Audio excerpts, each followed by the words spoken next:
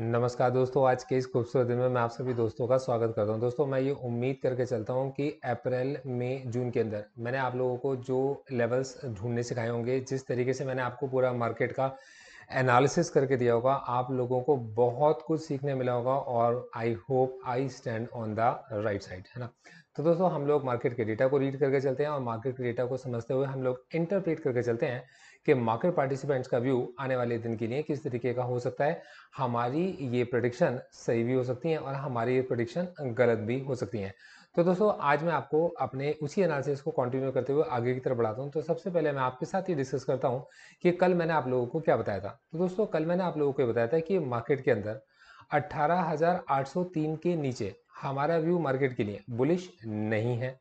दोस्तों, मैं आपको बता के चला था कि मार्केट के अंदर निचले लेवल 18,700 के ऊपर एक अच्छी कॉल राइटिंग हुई है। मार्केट के अंदर अगर 18,700 की कॉल राइटिंग कम होती है दोस्तों, बैंक निफ्टी 43,777 के लेवल के ऊपर अगर सस्टेन करता है और निफ्टी को सपोर्ट करता है, तब उस कंडीशन में मार्केट के अंदर हमने जो हेज पोजीशंस अपनी क्रिएट की हैं पुट साइड में, हम उनको क्लोज कर देंगे। और दोस्तों, हम लोग अपनी ओपन पोजीशन से एंट्री जो कॉल साइड की थी उनको हम ओपन छोड़ कर गए थे। और इसके पीछे के रेशंस कल मैंने आप लोगों को डिस्कस किए थे, आप लोगों को समझाए थे कि हमने अपनी बुलिश पोजीशंस को डिफेंड करने की कोशिश की है। हमारा 18,803 के नीचे मार्केट के लिए व्यू बुलिश नहीं है, लेकिन हम बेरिश नहीं है, मतलब मार्केट के लिए कोई सेल ऑफ आएगा हम लोग इस चीज को नहीं मान के चल रहे। मार्केट के अंदर हैंड्स चेंज हो रहे हैं, ये हम लोगों ने आप लोगों को बताया था मार्केट के डेटा को एनालाइज करते हुए। तो दोस्तों, आज मैं आपको मार्केट की कुछ ऐसी इंपॉर्टेंट बातें बताऊंगा जो शायद आपको सावन का अंधा होने से रोक सकती हैं और शायद ये मार्केट के अंदर आपकी और ज्यादा हेल्प कर पाएंगी कल से भी ज्यादा। तो दोस्तों, आगे की तरफ बढ़ने की कोशिश करते हैं। तो जैसे कि मैंने आपको बताया कि सबसे पहला जो मेरे दिमाग के अंदर टारगेट था वो ये था कि यार किसी भी तरीके से मार्केट को अगर हम लोगों ने देखना है कि मार्केट का निचले लेवल से अगर एक रिवर्सल निकल कर आता है, क्योंकि मार्केट के अंदर एक बड़ा सेल ऑफ था, मार्केट के अंदर जो न्यूज़ थी वो भी नेगेटिव थी।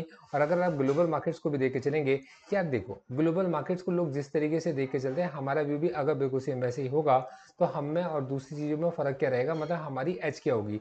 तो यहाँ पर मैं आपको बताना चाहता हूँ कि यार ग्लोबल मार्केट के अंदर हमने ये फेज डिसाइड देख कर रखा है और हमने देख रखा है कि यार ग्लोबल मार्केट्स में इस समय पर जो डाउ जोन्स है वो एक डिस्ट्रीब्यूशन फेज के अंदर चल रहा है।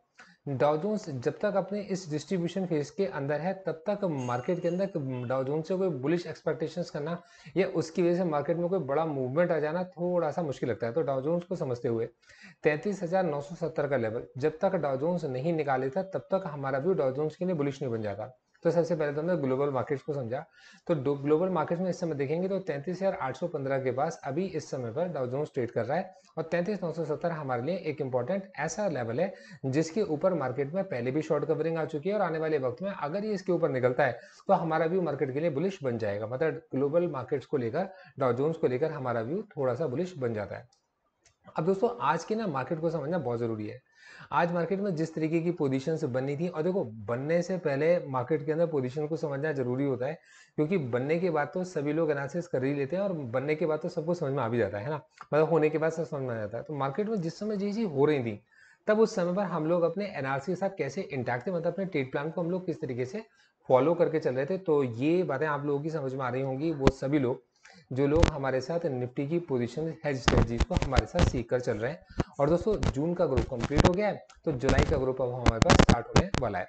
दोस्तों, सबसे पहले मैं आपको समझाता हूँ कि आज मार्केट जो खुला वो कहीं ना कहीं चैलेंज करके चल रहा था 18,700 के कॉल को। मतलब 18,750 के पास खुलना मार्केट के अंदर 18,700 के कॉल राइटर्स के लिए एक तरीके का चैलेंज था। मार्केट 18,750 से नीचे की तरफ आता है तो मतलब कहीं ना कहीं ऐसा लगा कि जो कॉल राइटर्स हैं वो अभी जीत रहे हैं और मतलब कहीं ना कहीं मार्केट के अंदर एक तरीके की टेस्टिंग चल रही है और मार्केट अभी वीक है। दोस्तों, सेम चीज हम लोगों ने फाइनेंस निफ्टी के अंदर भी ऑब्जर्व करी और सेम चीज हम लोगों ने बैंक निफ्टी के अंदर भी ऑब्जर्व की। और आज फाइनेंस निफ्टी की एक्सपायरी भी थी। तो दोस्तों, जिस समय पर फाइनेंस निफ्टी की एक्सपायरी थी तब उस समय पर हम कहीं ना कहीं ये एक्सपेक्ट करके चल रहे थे कि मार्केट के अंदर आज शायद कोई वोलेटाइल मूव बन सकता है, क्योंकि फाइनेंस निफ्टी की ना केवल ये वीकली एक्सपायरी है बल्कि एक मंथली एक्सपायरी भी फाइनेंस निफ्टी की बनती थी। और फाइनेंस निफ्टी एक लंबे समय से नीचे 19,500 के पास में कंसोलिडेट हो रहा था। तो दोस्तों, फाइनेंस निफ्टी का 19,500 के ऊपर खुलना वापस से 19,500 के कॉल राइटर्स के लिए एक तरीके का चैलेंज था और उस कंडीशन में फाइनेंस निफ्टी भी थोड़ा सा वीक रहा। दोस्तों, इस चीज को देखते हुए मार्केट ने अपना एक वक्त बताया और तकरीबन मैं मान के चलता हूँ कि देखिएगा तो 12 साढ़े 12 के आसपास ये थोड़ी सी क्लैरिटी मिलनी शुरू हुई कि शायद मार्केट के अंदर एक शॉर्ट कवरिंग आ सकती है, जो 1 बजे के बाद मतलब बैंक निफ्टी की जो लास्ट डिप थी, बैंक निफ्टी की इस लास्ट डिप 1 बजे के पास जाकर ये चीज़ कंफर्मेशन मिलती है। मार्केट के अंदर एक कैंडल बनती है जिसे आप लोग एक निश्चित लेवल से अगर 15 मिनट्स की कैंडल अगर बनाकर देखेंगे तो इसे हम लोग ड्रैगन फ्लाई डोजी कैंडल बोलते हैं। तो दोस्तों एक 15 मिनट की लास्ट में एक ड्रैगन फ्लाई डोजी कैंडल बनती है और फिर उसके बाद मार्केट के अंदर एक अगली कैंडल जो बनती है वो एक ग्रीन कैंडल बनती है। और 15 मिनट्स के टाइम फ्रेम पर अगर आप देख के चलोगे तो जो 1 बजे से लेकर 1 डेढ़ बजे के बीच का जो वक्त था, उस बीच में बैंक निफ्टी के स्टॉक्स के अंदर चेंजेस आने शुरू हुए, मतलब बैंक निफ्टी के स्टॉक्स में तेजी आनी शुरू होती है, जिसको देखकर मुझे लगा कि यार अगर इसने 43,777 को क्रॉस किया तब उस कंडीशन में हम अपनी बेरिश पोजीशंस को क्लोज कर देंगे और उस कंडीशन में हम लोग मार्केट के अंदर अपनी कुछ बुलिश पोजीशंस को ओपन करेंगे, मतलब जो पुराने से पहले पोजीशंस हमारी हैं हम उनको पहले हेज करेंगे। और दोस्तों हमारा व्यू मार्केट को लेकर के ये मैं आपको आगे भी समझा के चलूंगा। तो दोस्तों ऐसे ही कुछ होता है, मतलब बैंक निफ्टी ने सपोर्ट करना शुरू करा मार्केट को और बैंक निफ्टी की जो सपोर्ट थी इसकी वजह से मार्केट कॉन्टिन्यूसली उठना शुरू हो गया। अब 18,803 के नीचे तो हमारा व्यू मार्केट के लिए बुलिश बनता नहीं था, तो उस कंडीशन में हमारी बुलिश पोजीशंस भी खुली पड़ी थी और पुट पोजीशंस के अंदर ऑलरेडी हमारा नुकसान चल रहा था। तो उस कंडीशन में हमने सबसे पहले हमारी जो पुट पोजीशन थी, मतलब जो हमारी बेरिश पोजीशन थी, हमने उनको क्लोज किया, मतलब क्लाइंट्स को हमने रिकमेंडेशन दी कि हम उनको क्लोज कर सकते हैं। तो हमने उनको क्लोज किया, मतलब उसके अंदर लॉस बुक किया।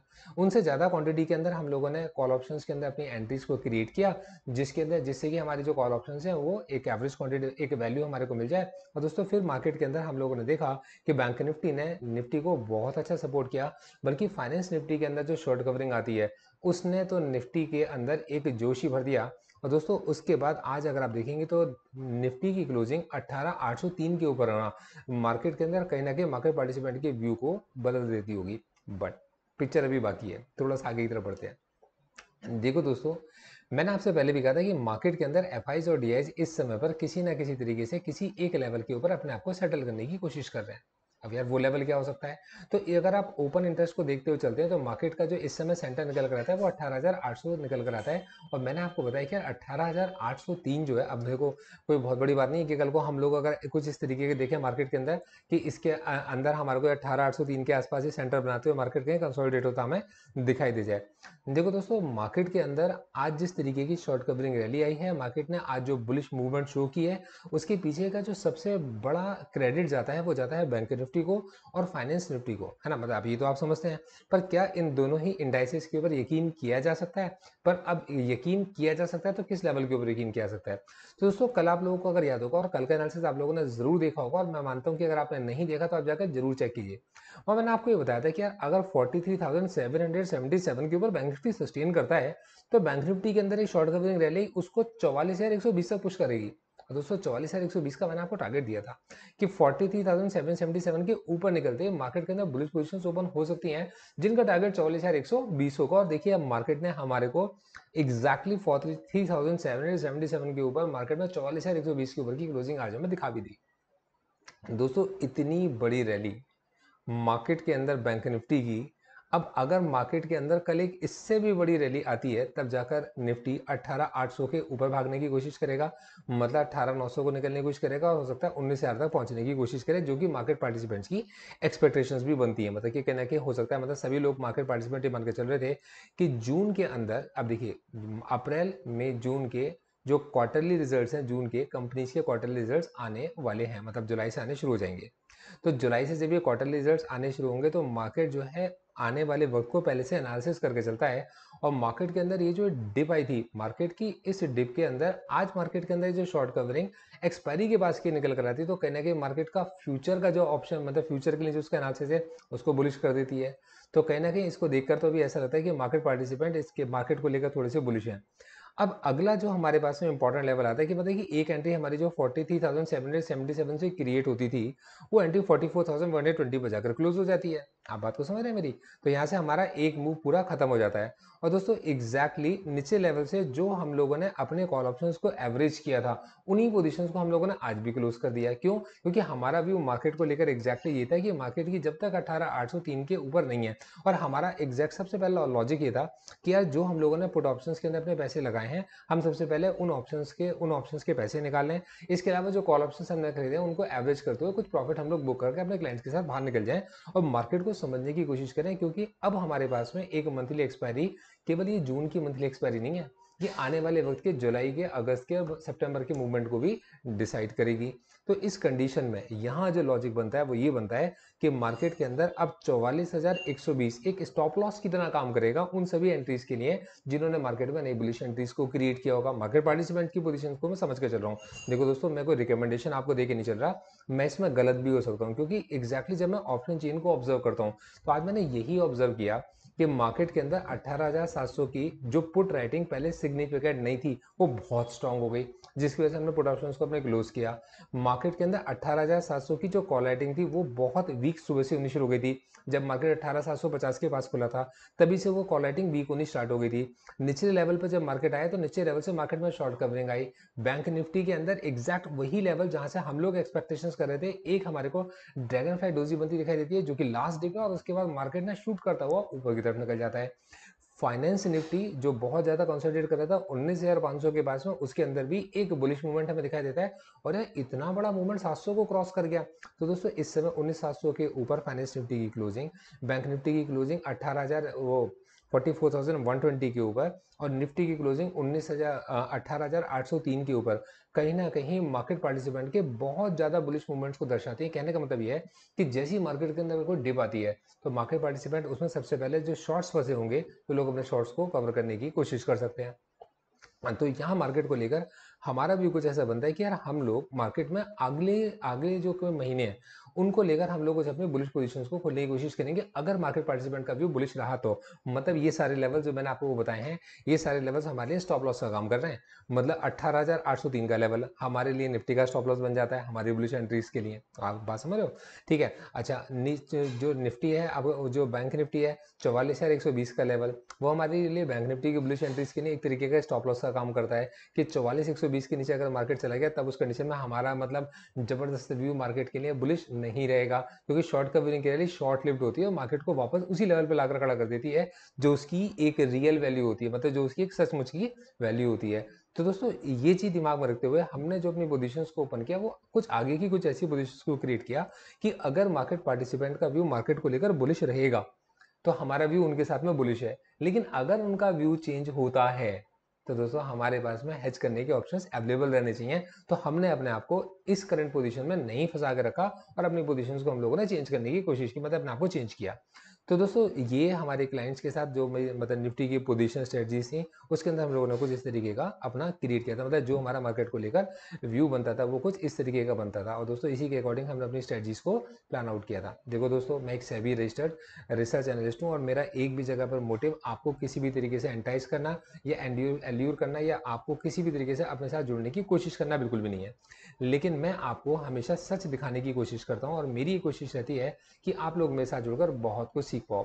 दोस्तों ये सारे डेटा को जो मैं आपको बता के चल रहा हूँ, क्या मार्केट पार्टिसिपेंट भी इसको ऐसे ही देख के चल रहे हैं? तो यार 2024 करोड़ की बाइंग पे बच्चों वाली बाइंग तो है नहीं, मतलब ये ऐसी बाइंग तो है नहीं कि मतलब कि जो मैं आपको बता के चल रहा हूँ कि मार्केट में शॉर्ट्स कवर हुए हैं नीचे लेवल पर, जिसको भी खरीदने का मौका मिला और उसने खरीदा है, तो यार ये कोई छोटी मोटी बाइंग तो है नहीं। और दोस्तों यहीं पर जो मैं आपको बता के चला था कि एफ और डी कहीं ना कहीं मतलब डी से मार्केट को सपोर्ट करने की कोशिश कर रहे हैं, लेकिन मार्केट में यहाँ पर उनका जो व्यू वो भी प्रॉफिट बुकिंग का है, मतलब मार्केट अभी एक लेवल पर कंसोलिडेट होना चाहता है। तो यहाँ आप ये भी देख सकते हैं कि यार 1991 करोड़ की डीआईस की यहाँ पर हमारे पास को सेलिंग देखने को मिलती है और आज वापस से एफ के पास मार्केट का कंट्रोल हो जाता है। 8,502 की करोड़ की इन्वेस्टमेंट एफ की मार्केट के अंदर बन जाती है। तो आप खुद ही देख पा रहे हैं कि मतलब कि जो मैं एनालिसिस आपके साथ कल करके चल रहा था, जो एनालिसिस मैं आपके साथ आज करके चल रहा हूँ, मार्केट का डेटा से कुछ डिफरेंट तो नहीं है ना।